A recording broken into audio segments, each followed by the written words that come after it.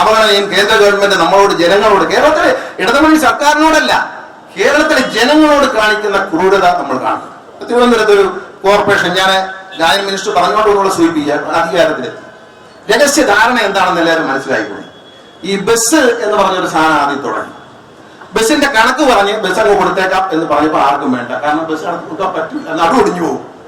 ഇത് KSRTC ഒരു കൂട്ടത്തിന്റെ നടക്കുന്ന ആ ബസ്സിന്റെ സംഭവം നരേന്ദ്രമോദിയെ തിരുവനന്തപുരത്ത് കൊണ്ടുവരുന്ന ദിവസം 101 വാർഡുകളിലും ഈ ബസ്സുകൾ സൗജന്യമായി ഓടും എന്ന് അദ്ദേഹത്തോട് പ്രഖ്യാപിക്കാനുള്ള പരിപാടിയായിരുന്നു കരുതി വെച്ചിരുന്നത്. അതങ്ങ് പൊളിഞ്ഞു. അതായിരുന്നു പരിപാടി. നരേന്ദ്രമോദി തിരുവനന്തപുരത്ത് വന്നിട്ട് 101 വാർഡിലേക്ക് സൗജന്യ ബസ് അനുവദിച്ചിരിക്കുന്നു. ഇതെടുത്ത് ഓടിക്കാനാ? ഇത് ഡീസൽ വണ്ടിയായിരുന്നെങ്കിൽ ഞാൻ പറഞ്ഞ പോലെ അവർ എടുത്തുകൊണ്ടാ പറയും. ഇത് എടുക്കാൻ പോലെ ഇലക്ട്രിക് കുറ്റിയാണ്. ഈ കുറ്റി ഇളക്കി വേറെ സ്ഥാപിക്കണമെങ്കിൽ ഒരു മിനിമം 3 മാസം എടുക്കും. അന്ന് സ്ഥാപിച്ചവന് ഇതുവരെ ബില്ല് കൊടുത്തിട്ടില്ല.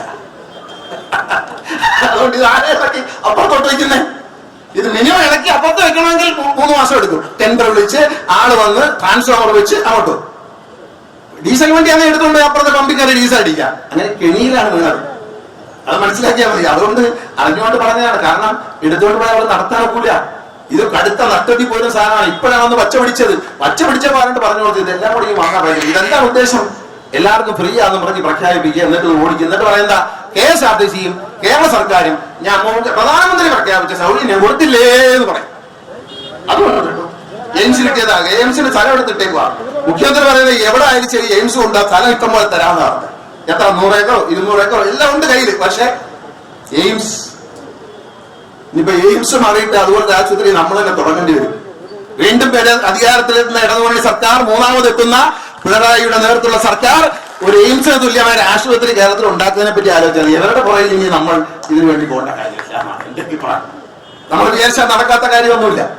നമ്മൾ ഇത്രയൊക്കെ നടത്തുന്നില്ലേ? ഈ ഒരു സാമ്പത്തിക ഞെരുക്കം ഉണ്ടാക്കുമ്പോഴും ഭരണപരമായ ഞെരുക്കം ഉണ്ടാക്കുമ്പോഴും അനാവശ്യങ്ങൾ പറഞ്ഞു പ്രചരിപ്പിക്കുമ്പോഴും ഒക്കെയും നമ്മൾ അതിനെയെല്ലാം നേരിടാനുള്ള കരുത്തുള്ള ഇടതുമുന്നണി നേതൃത്വം കൊടുക്കുന്ന സർക്കാർ. ജനങ്ങൾക്കറിയാം, അവരോടത് പറയണം. ഈ പ്രതിസന്ധിയിലെല്ലാം ഈ നാടിനെ നയിക്കാൻ കരുത്തുറ്റ നേതൃത്വം ഇടതുപക്ഷ ജനാധിപത്യ മുന്നണിക്കുണ്ട്. അത് സഖാവ് പിണറായി വിജയന്റെ നേതൃത്വത്തിൽ ശക്തമായി നമ്മൾ മുന്നോട്ട് പോകും. എന്തെങ്കിലും കുറവ് കേരളത്തിലെ ജനങ്ങൾക്കുണ്ട്. നെല്ല് സംഭരിക്കാൻ പറഞ്ഞാൽ നെല്ല് സംഭരിച്ചു സമയത്ത് തന്നെ. കർഷകന്റെ നെല്ല് സംഭരിച്ചില്ല എന്ന് പറഞ്ഞു. പാലക്കാട് കൃത്യസമയത്ത് തന്നെ സംഭരിച്ചു.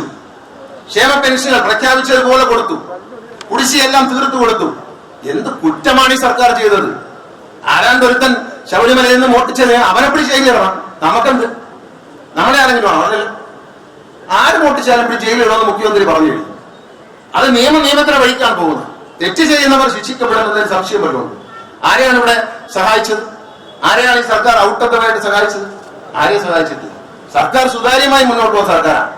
അഴിമതി ആരോപണങ്ങൾ നടത്തുന്നു. എന്തൊക്കെ അഴിമതി ആരോപണങ്ങൾ? ഈ റോഡിലിരിക്കുന്ന ഫൈൻ അടിക്കുന്ന ക്യാമറ എല്ലാം അഴിമതിയാണെന്നാണ് പറഞ്ഞത്. പ്രതിപക്ഷ നേതാവും കേസ് കൊടുത്തു. മുൻ പ്രതിപക്ഷ നേതാവും ഡ്യൂപ്ലിക്കേറ്റ് പ്രതിപക്ഷ നേതാവും കേസ് കൊടുത്തു. 1 and 2 പ്രതിപക്ഷ നേതാവ് 1, പ്രതിപക്ഷ നേതാവ് 2. അങ്ങനെ 1 ഉം 2 കേസ് കൊടുത്തു. കോടതി കേസ് തള്ളിയിട്ട് പറഞ്ഞില്ല അഴിമതി ഇല്ല, എടുത്തോണ്ട് പോകാൻ വെറുതെ കൊടുക്കുക. പറഞ്ഞിട്ടൊരു വിശ്വാസം ആളുകൾക്ക് വരാത്തത് കൊണ്ട് എന്നാൽ കോടതി കൊടുത്താൽ ഹൈക്കോടതി സമയം മെനക്കെടുത്ത് വിൽക്കുമെന്ന് പറഞ്ഞു.